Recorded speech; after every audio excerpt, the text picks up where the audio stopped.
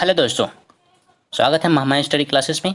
आज हम मानव जीवन से जुड़े कुछ बेहद इंपॉर्टेंट आपसे जो प्रश्न करेंगे, जो आपके एग्जाम के तरीके से बेहद इंपॉर्टेंट होगा।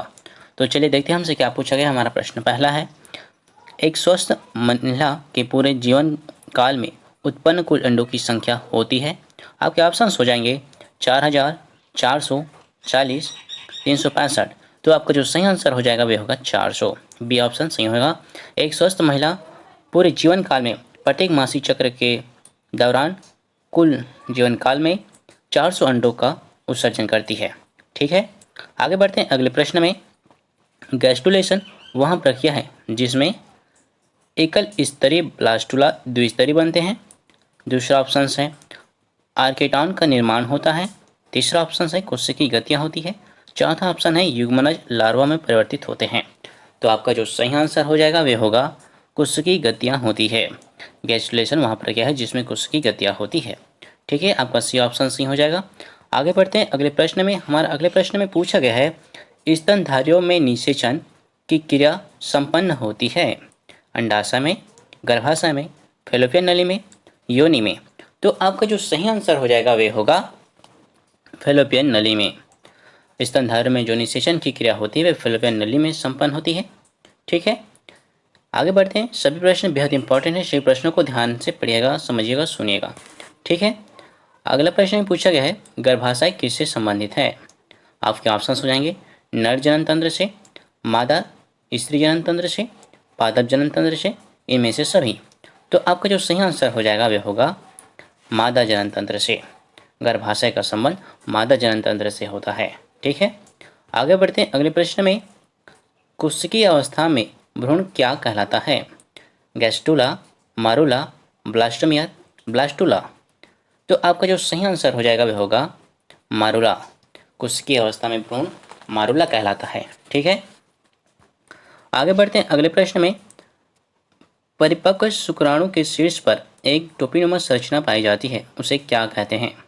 आपके ऑप्शंस हो जाएंगे एक्रोसोम, मिजोसोम्स, एपिसोम्स, स्फेरोसोम्स। तो आपका जो सही आंसर हो जाएगा वह होगा एक्रोसोम्स। परिपक्व शुक्राणु के शीर्ष पर एक टोपीनुमा संरचना होती है जिसे हम एक्रोसोम्स कहते हैं। ठीक है, एक्रोसोम्स कहते हैं। दोस्तों, अगर वीडियो आपको अच्छी लगी हो तो लाइक कीजिएगा। आगे बढ़ते हैं अगले प्रश्न में। सगेली कोशिकाएं सहायक है एंजाइम्स उत्पादन में, अंड निर्माण में, शुक्राणु के परिपक्वन में, अंडाणु के परिपक्वन में। तो आपका जो सही आंसर हो जाएगा वह होगा सी ऑप्शन, शुक्राणु के परिपक्वन में।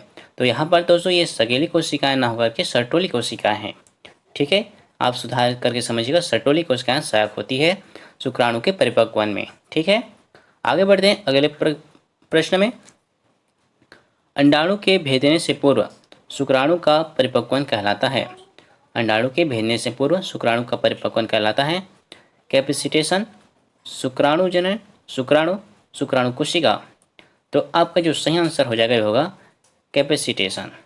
अंडाणु के पहला ऑप्शन सही हो जाएगा। अंडाणु के भेदने से पूर्व शुक्राणु परिपक्वन कहलाता है कैपेसिटेशन। ठीक है, आगे बढ़ते हैं अगले प्रश्न में। 9वें प्रश्न में आपसे पूछा गया है, फैलोपियन नलिका का अंडाशय से निकटस्थ भाग होता है। पहला ऑप्शन है संकीर्णन पथ, वायु कोष्ठिका, गर्भाशय गिरवा, तुम्बिका। तो आपका जो सही आंसर हो जाएगा होगा वायु कोष्ठिका। फैलोपियन नलिका का अंडाशय से जो निकटस्थ भाग होता है वह वायु कोष्ठिका होती है। ठीक है, बी ऑप्शन आपका सही है। आगे बढ़ते हैं 10वें प्रश्न में। आपसे पूछा गया है, अनुवांशिक कूट में कितने कूट होते हैं। 4, 16, 32, 64। तो आपका जो सही आंसर हो जाएगा वह होगा 64। अनुवांशिक कूट में 64 कूट होते हैं। ठीक है, 11वें प्रश्न में आपसे पूछा गया है, द्विगुणित संरचना है अंड, युग्मनज, ए और बी दोनों द्वितीयक केंद्रक। तो आपका जो सही आंसर हो जाएगा वह होगा युग्मनज। युग्मनज द्विगुणित संरचना होती है। ठीक है, 12वें प्रश्न में आपसे पूछा गया है, जिब्रेलिन है हार्मोन, तना में वृद्धि बंधक, वृद्धि एंजाइम, इनमें से कोई नहीं। तो आपका जो सही आंसर हो जाएगा वह होगा हार्मोन। जिब्रेलिन एक हार्मोन होता है जो फलों के पकने में सहायक होता है। ठीक है, आगे बढ़ते हैं। इनमें से कौन नर युग्मक से संयोजन करके भ्रूणपोष बनाता है। आपके ऑप्शन है अनिषेचित अंड, सहायक कोशिका, एंटीपोडलास, द्वितीयक केंद्रक। तो आपका जो सही आंसर हो जाएगा वह होगा द्वितीयक केंद्रक। नर युग्मक से संयोजन करके भ्रूणपोष बनाता है द्वितीय केंद्रक। ठीक है। 14वें प्रश्न में आपसे पूछा गया है मादा मानव के अंडाशय से अंडों का निकलना कहलाता है रोपण, गर्भधारण, अंडोत्सर्ग, प्रसव। तो आपका जो सही आंसर हो जाएगा वह होगा अंडोत्सर्ग। मादा मानव के अंडाशय से अंडों का निकलना अंडोत्सर्ग कहलाता है। ठीक है। 15वें प्रश्न में आपसे पूछा गया है लीडिंग कोशिकाएं पाई जाती है यकृत में, वृषण की शुक्रजनक नलिकाओं में, वृक्क में, आंत में। तो आपका जो सही आंसर हो जाएगा वह होगा बी ऑप्शन, वृषण की शुक्रजनक नलिकाओं में लीडिंग कोशिकाएं पाई जाती है। ठीक है। मानव में निषेचन होता है गर्भाशय में, योनि में, अंडाशय में, फैलोपियन नलिका में। तो आपका जो सही आंसर हो जाएगा वह होगा फैलोपियन नलिका में। मानव में निषेचन की जो प्रक्रिया होती है वह फैलोपियन नलिका में संपन्न होती है। ठीक है। आगे बढ़ते हैं अगले प्रश्न में किस हार्मोन द्वारा अंडोत्सर्ग नियंत्रण होता है? आपके ऑप्शन हैं TSH, ACTH, ADH या फिर FSH एंड LH। तो आपका जो सही आंसर हो जाएगा वह होगा D option, follicle stimulating hormones and luteinising hormones. ठीक है। डी ऑप्शन आपका सही हो जाएगा। आगे बढ़ते हैं। सर्टोली कोशिकाएं पाई जाती है यकृत में, विष्णु में, अंडाशय में, अग्नाशय ग्रंथि में। तो आपका जो सही आंसर हो जाएगा वह होगा विष्णु में। सर्टोली कोशिकाएं वृषण में पाई जाती है। 19वें प्रश्न में आपसे पूछा गया है मानव मादा में गर्भकाल है 30 दिन, 90 दिन, 9 माह, 7 माह। तो आपका जो सही आंसर हो जाएगा वह होगा 9 माह। मानव मादा में गर्भकाल जो होता है 9 माह होता है। एग्जैक्ट 9 माह 15 दिन का होता है। 9 माह 15 दिन का होता है एग्जैक्ट। अगर देखिए जाए एनसीईआरटी की अगर बात करें तो 9 माह 15 दिन का होता है। ठीक है। 20वें प्रश्न में आपसे पूछा गया कोरक की गुहा कहलाती है ब्लास्टोसिल्स, सीलोम्स, आर्केट्रॉन, होमोसिल्स। तो आपका जो सही आंसर हो जाएगा वह होगा सीलोम। कोरक की गुहा सीलोम्स कहलाती है। आपका बी ऑप्शन सही हो जाएगा। अगले प्रश्न में चलते हैं स्तनपायी जीवों में नर हार्मोन की उत्पत्ति कहाँ होती है? आपके ऑप्शंस हैं लीवर में, अंडकोश में, किडनी में, फेफड़ा में।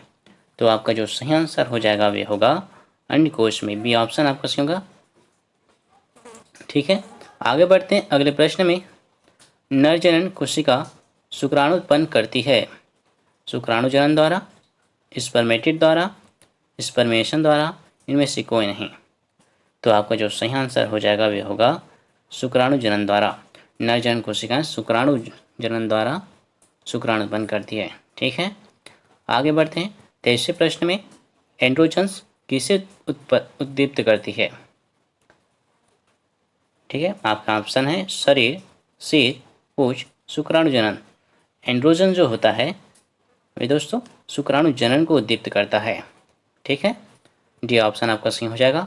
आगे बढ़ते हैं अगले प्रश्न में परिपक्व मादा युग्मक के बनने की प्रक्रिया है शुक्राणु जनन, एक्रोसोम्स, वीर्य, अंडजनन। तो आपका जो सही आंसर हो जाएगा वह होगा अंडजनन। मादा युग्मक बनने की जो प्रक्रिया है वे अंडजनन कहलाती है। 25वें प्रश्न में आपसे पूछा गया यौनारंभ के समय प्रथम आवर्त चक्र कहलाता है अंडाणु, शुक्राणु, रजोदर्शन, आवर्त। तो आपका जो सही आंसर हो जाएगा वह होगा रजोदर्शन। यौनारंभ के समय प्रथम आवर्त चक्र कहलाता है रजोदर्शन। ठीक है। अगले प्रश्न में चलते हैं ग्राफियन फॉलिकल पाए जाते हैं मानव के थायराइड में, मादा मानव के अंडाशय में, मेढक के अंडाशय में, खरगोश के वृषण में। तो आपका जो सही आंसर हो जाएगा वह होगा बी ऑप्शन, मानव माधव के अंडाशय में। ग्राफियन फॉलिकल जो है मादा मानव के अंडाशय में पाया जाता है। आगे बढ़ते हैं अगले प्रश्न में प्रोजेस्टेरॉन हार्मोन का स्त्रावण होता है कार्पस कैलोजम से, कार्पस यूटेरी से, कार्पस ल्यूटियम से, कार्पस एब्लिकेंस से। तो आपका जो सही आंसर होगा कार्पस ल्यूटियम से। प्रोजेस्टेरॉन हार्मोन का स्त्रावण कार्पस ल्यूटियम से होता है।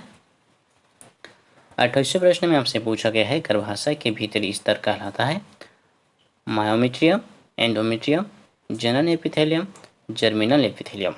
तो आपका जो सही आंसर होगा वह होगा एंडोमीट्रियम। गर्भाशय का जो भीतरी भाग होता है वे एंडोमीट्रियम कहलाता है। ठीक है। 19वें प्रश्न में आपसे पूछा गया है अंडोत्सर्जन की क्रिया किसके प्रभाव से होती है? Luteinising hormones, follicle stimulating hormones, androgen, progesterone. तो आपका जो सही आंसर हो जाएगा वह होगा पहला ऑप्शन, ल्यूटिनाइजिंग हार्मोन्स। अंडोसर्जन की जो क्रिया होती है वह ल्यूटिनाइजिंग हार्मोन की इस तरह से होती है। ठीक है। 23वें प्रश्न में आपसे पूछा गया है, गैमेट निर्माण को कहते हैं गैमेटोजेनेसिस, साइटोकाइनेसिस, स्पोरोजेनेसिस, मियोसाइट। तो आपका जो सही आंसर होगा वह होगा गैमेटोसाइट, गैमेटोजेनेसिस। ठीक है दोस्तों, गैमेट निर्माण की जो क्रिया होती है वह गैमेटोजेनेसिस कहलाती है। पहला ऑप्शन आपका सही हो जाएगा।